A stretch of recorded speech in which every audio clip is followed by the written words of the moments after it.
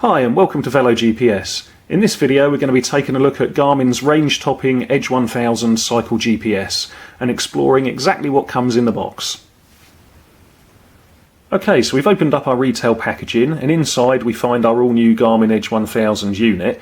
This particular package is the performance package, so it includes the speed and cadence sensors as well as a heart rate monitor, and we'll take a closer look at those as we work our way through. Okay, so having emptied out our box, let's take a look at exactly what we've got. So we start off with our Garmin Edge 1000 head unit. We then have two quarter-turn bike mounts which attach to either your handlebars or to your stem. An out front mount which attaches again to your handlebars and is secured using this Allen key here. A lanyard for additional security, and then we have a selection of sensors which includes the heart rate sensor over here.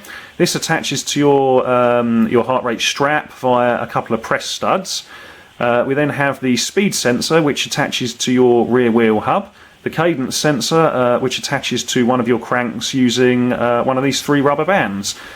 Just a couple of additional items to mention from the box. So firstly we have the obligatory user manual, and then we also have a micro USB to USB charging and data cable. The cable is used for both charging the unit as well as transferring data between your PC and laptop and the Edge 1000. Before you get going, you're going to need to make sure that you give your Edge a full charge. Now this is achieved via a micro USB port on the rear that's just hidden under this little rubber flap.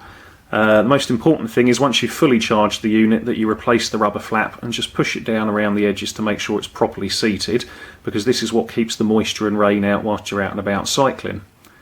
Whilst we're looking at the rear, it's also worth mentioning that there's an additional micro SD socket, or slot rather, on the back where you can pop in a micro SD card if you need any additional data storage on the unit. And again, the same applies. You just need to make sure that that little rubber flap is properly seated back in and give it a gentle push before you get out and about. So we're going to have a quick look at how we attach the Edge 1000 to our bike. That's achieved via this clever mount that is standard across the Garmin Edge range and sits on top of either your handlebars or your stem, depending on what your preference is. The mount's held in place via robust rubber bands which attach to the tabs, loop around the back of your handlebars or stem, and then fix to the diagonally opposite tab, and you do the same with a second rubber band between these two here. So once that's sat on your bike, the Edge 1000 simply slots on top, you twist it through 90 degrees and it's held in place, and you'll just notice two openings here that you need to line up with tabs that are on the rear of the Edge 1000, and we'll just show you those here. So you can just see them, there's a tab here and a tab here. You literally just slot it in, twist it through 90 degrees, and you can hear it click firmly into place.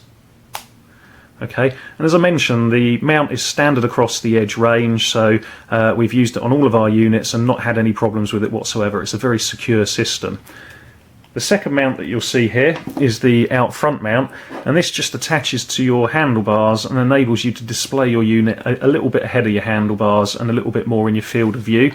So again, it just slots into place, twists through 90 degrees, clicks into place, and there you go. Again, another very secure mounting system.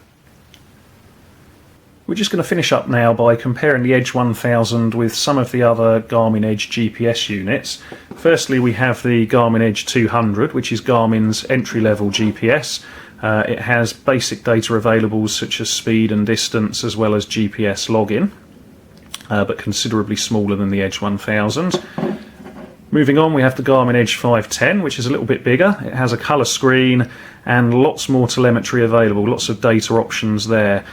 So you're also able to pair it with monitors such as a heart rate monitor, speed and cadence sensors, but it doesn't have any inbuilt maps. And then finally, we have the Garmin Edge 810. Still not quite as big as the 1000, slightly smaller screen, has again the same sort of data availability as the 510 and the 1000. If you install them, it also has maps available which enable navigation and turn-by-turn directions. So again, a very capable unit. Form factor wise, ever so slightly thinner the Edge 1000 is, or in fact quite noticeably thinner than the 810 and indeed the 510 and the 200. So Garmin went for a much more mobile phone style of form factor with the Edge 1000.